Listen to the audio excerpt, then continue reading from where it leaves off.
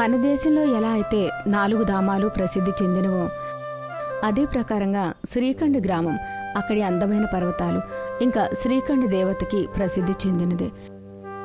దూర దూరం నుండి జనాలు శ్రీఖండ్ దేవత దర్శనం చేసుకోవడానికి వచ్చేవారు. అదే ప్రకారంగా ఒకరోజు రాబర్ట్ డిసోజా ఈ గ్రామానికి తిరగడానికి వస్తాడు. నేను ఈ గ్రామం గురించి ఎంతైతే విన్నానో దానికంటే కూడా ఇది ఎక్కువగా ఉంది. అందుకే జనాలు ఇక్కడికి రావడానికి ఎక్కువగా ఇష్టపడతారు. నేను ఈ గ్రామంలో ఒక ఇంటిని కట్టుకోవాలి. రాబర్ట్ గ్రామంలో 4 దిక్కుల పర్వతాలను చూడడానికి బయలుదేరతాడు. అక్కడికి చేరుకున్న తర్వాత అతనికి చాలా బాగా అనిపిస్తుంది.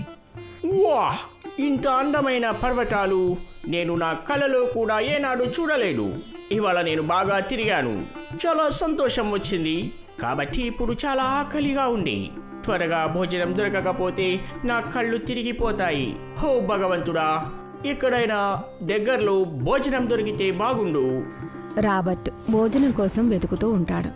రాబర్ట్కి ఒక దాబా కనిపిస్తుంది. ఇది పర్వతం రెస్టారెంట్ లా ఉంది. ఒకసారి వెళ్ళి చూస్తాను.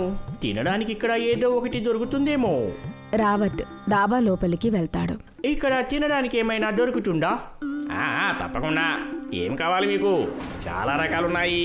ఇక్కడ అన్నిటికన్నా మంచి ఐటమ్ ఏది? ఇక్కడ అన్నీ బాగానే ఉంటాయి. మేము మీకు సేవ చేసుకునే అవకాశాన్ని మాకు ఇవ్వండి మీరు. సరే అయితే ఆలూ పరోటా తీసుకొని రా. రాబర్ట్ టేబుల్ పైన కూర్చుంటాడు. కాసేపటి తర్వాత శివప్రసాద్ రాబర్ట్ కోసం ఆలూ పరోటా తయారు చేసి ఇస్తాడు. చూస్తూ చూస్తూనే డాబా దగ్గరికి చాలా మంది కస్టమర్లు వస్తారు. ఇక్కడికైతే చాలా మంది కస్టమర్లు వస్తారు. ఈ దగ్గరలోని వేరే రెస్టారెంట్ కూడా ఏమీ లేదనిపిస్తుంది. ఒకవేళ ఇక్కడ నేను రెస్టారెంట్ తెరిస్తే నేను చాలా డబ్బులు ఇక్కడ సంపాదించుకోవచ్చు. ఇంకా రాబర్ట్ త్వరగా అతని పరోటా తినేసి శివప్రసాద్కి డబ్బులు ఇచ్చేసి నేరుగా సిటీకి బయలుదేరతాడు. ఇంకా అక్కడ అప్పు తీసుకుని ఇక్కడ ఒక రెస్టారెంట్ తయారు చేస్తాడు. రండి రండి, ఇక్కడ కొత్త రెస్టారెంట్ తెరిచాం. చాలా మంది జనాలు రాబర్ట్ రెస్టారెంట్కి తినడానికి వస్తారు. కానీ అది తినడానికి వాళ్ళకి మంచిగా అనిపించదు. అప్పుడు జనాలందరూ కూడా శివప్రసాద్ దాబా దగ్గరికి వెళ్తూ ఉంటారు. ఇది చూసి రాబర్ట్కి చాలా కోపం వస్తుంది. అతను శివప్రసాద్ దగ్గరికి వెళ్తాడు. చూడు, నేను ఇక్కడ గ్రామంలో ఒక కొత్త రెస్టారెంట్ తెరిచాను. శుభాకాంక్షలన్నా. నీ ఢాబా వల్ల జనాలు నా రెస్టారెంట్కి అస్సలు రావడం లేదు. అందులో నా తప్పేముంది? నువ్వు నీ ఢాబాని త్వరగా మూసేయి, లేకపోతే బాగుండదు. చూడండి అన్న, ఇది మా పూర్వీకులు కట్టిన కట్టడం. దీనివల్లే మా ఇల్లు నడుస్తుంది. మేము దీన్ని మూసేస్తే ఆకలితో చనిపోవాల్సి ఉంటుంది. శివప్రసాద్ మాటలు విని రాబర్ట్ అక్కడి నుంచి కోపంగా వెళ్ళిపోతాడు. ఇంకా మనసులో ఇలా ఆలోచిస్తూ ఉంటాడు. ఇలా చెప్తే వీడు అసలు వినేలా లేడు. వాడికి నేను ఖచ్చితంగా ఒక బుద్ధి చెప్పి తీరాల్సిందే. శివప్రసాద్ దాబాని పగలగొట్టి జేసీబీ సహాయంతో దాన్ని పర్వతం కింద పడేస్తాడు. ఇప్పుడు బాగుంటుంది. ఊడేవాడే లేకపోతే శంఖం ఎక్కడి నుంచి మోగుతుంది. ఇప్పుడు నా రెస్టారెంట్ బాగా నడుస్తుంది. నేను చాలా డబ్బులు సంపాదిస్తాను. రాబర్ట్ చాలా ఆనందంగా ఉంటాడు. అతనికి అనిపిస్తుంది ఇప్పుడు ఆ దాబా విరిగిపోయిన కారణంగా అందరూ అతని రెస్టారెంట్కి తినడానికి వస్తారు అని. కానీ అతనికి ఈ విషయం తెలీదు, అతను తవ్విన గొయ్యలో అతనే పడుతున్నాడు అని. మరుసటి రోజు ఉదయం శివప్రసాద్ దాబా ఉన్న చోటికి చేరుకోగానే చూస్తాడు, అక్కడ దాబా ఉండదు. అరే, నా డాబా ఎక్కడికి పోయింది? నేను నాశనమైపోయాను, సర్వనాశనమయ్యాను. శివప్రసాద్ అక్కడ ఇక్కడ దాబాని వెతుకుతూ ఉంటాడు. ఇంకా వెతుకుతూ పర్వతం పైకి చేరుకుంటాడు. అక్కడ అతని దాబా విరిగిపోయి పడి ఉంటుంది. అతను దాన్ని చూసి గట్టిగా ఏడుస్తూ ఉంటాడు. ఇది నా పూర్వీకుల గుర్తు. ఇదంతా ఎలా జరిగింది? మరొక పక్క శ్రీఖండ్ భగవానుడు ఒక పకీర్ వేషంలో అక్కడా ఇక్కడ తిరగడానికి వస్తారు. ఆయన అన్నిటికన్నా ముందు రెస్టారెంట్కి వెళ్తాడు. నాకు చాలా ఆకలిగా ఉంది బాబు. చాలా రోజులుగా భోజనం చేయలేదు. ఏదైనా తినడానికి ఇవ్వు. పకీర్ బాబా పరిస్థితి చాలా ఘోరంగా ఉంటుంది. ఆయన బట్టలు కూడా చినిగిపోయి ఉంటాయి. ఇంకా కాళ్ళకి చెప్పులు కూడా ఉండవు. అరే బికారి ముసలోడా, నువ్వు లోపలికి ఎలా వచ్చావు? వెళ్ళిపోయి ఇక్కడి నుంచి. బాబు అలా అనకు, నేను ఆకలిగా ఉన్నాను. భోజనం పెడితే నీకు పుణ్యం వస్తుంది. వరే ముసలోడా, ఈ రెస్టారెంట్ ధనవంతుల కోసం, నీలాంటి భిక్షగాళ్ల కోసం కాదు. వెళ్ళు నువ్వు ఇక్కడి నుంచి. రాబర్ట్ పకీర్ బాబాని రెస్టారెంట్లో నుండి వెళ్ళగొడతాడు. పకీర్ బాబా అలానే నడుస్తూ పర్వతం పైకి వెళ్తూ ఉంటాడు. అక్కడ శివప్రసాద్ దాబా ముందు కూర్చొని ఏడుస్తూ ఉంటాడు. నాకు ఏదైనా తినడానికి ఇవ్వు బాబు, ఆకలిగా ఉంది. బాబా, మీకు పెట్టడానికి నా దగ్గర ఏమీ మిగల్లేదు.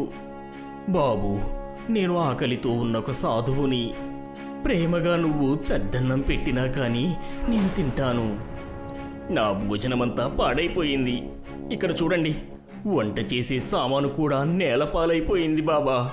అక్కడ పకీర్ బాబా చూస్తాడు.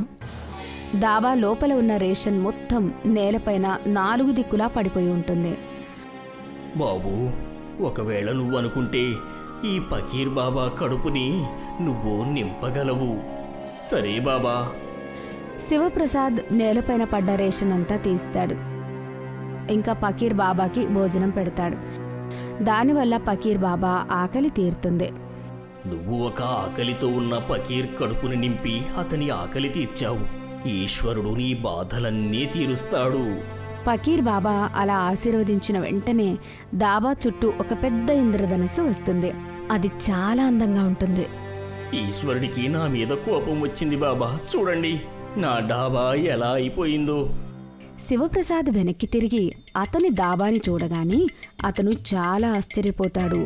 ఎందుకంటే ఇప్పుడు ఆ దాబా పూర్తిగా ఇంద్రధనస్సుతో చుట్టుముట్టుంటుంది. ఇంకా చాలా అందంగా కనిపిస్తూ ఉంటుంది. ఇదైతే నిజంగా అద్భుతం.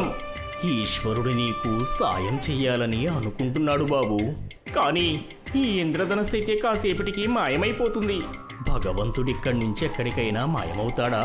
లేదు, ఆయన ఎప్పటి నుంచి ఇక్కడే ఉన్నాడు, ఇంకా ఇక్కడే ఉంటాడు.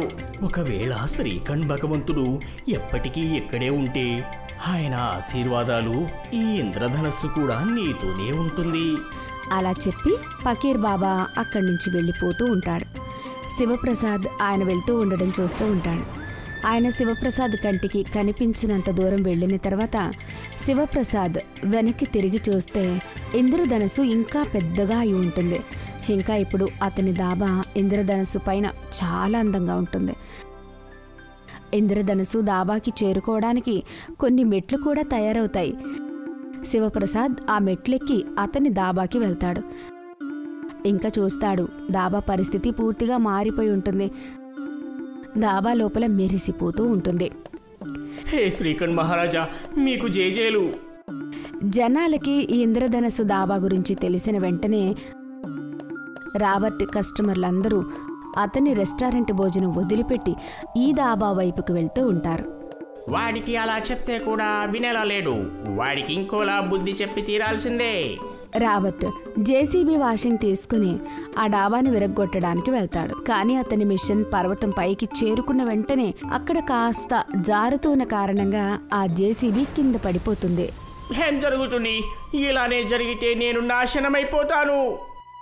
కస్టమర్లు రాని కారణంగా రాబర్ట్ రెస్టారెంట్ మూత పడిపోతుంది. రాబర్ట్ పరిస్థితి చూసి శివప్రసాద్కి అతని పైన జాలి కలుగుతుంది. ఇంకా శివప్రసాద్ రాబర్ట్ని అతని ఇంద్రధనస్సు దాబాలోకి పనికి పెట్టుకుంటాడు. ఇప్పుడు రాబర్ట్ కూడా అతను చేసిన తప్పు తెలుసుకుంటాడు. అందుకే అతను కూడా ఇప్పుడు శివప్రసాద్కి క్షమాపణ చెప్పుకుంటాడు. ఇంకా మనసు పెట్టి కష్టపడి అతని అప్పు కట్టేస్తాడు. ఇంద్రధనస్సు దాబా పూర్తి శ్రీఖండలో ఫేమస్ అవుతుంది.